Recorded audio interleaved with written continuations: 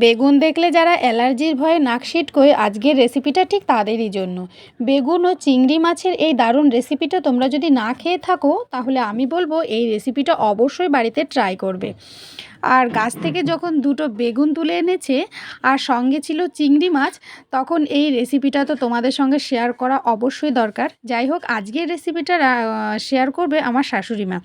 তাই বেগুনগুলোকে ভালো করে কেটে ধুয়ে বেছে নিয়েছে, পোকামাকড় যা ছিল সব বের করে দিয়েছে। আর এদিকে কড়াইতে তেল গরম করে তার মধ্যে পেঁয়াজ কুচি আর লঙ্কা দিয়ে একটু ভেজে নিয়েছে। তারপর চিংড়ি মাছগুলোকে ভেজে নিয়ে পরিমাণ মতো হলুদ লবণ দিয়ে আর কুচো করে রাখা বেগুনটাকে দিয়ে সমানে নাড়তে থাকবে। এর মধ্যে একটুও জল যাবে না, যা জল থাকবে এটা দিয়ে সিদ্ধ হয়ে যাবে। তারপর ধনেপাতা দিয়ে গরম ভাতে সবাইকে পরিবেশন করবে। পাপিয়া রান্নাঘর লিখেছে দারুণ, আমিও যাচ্ছি।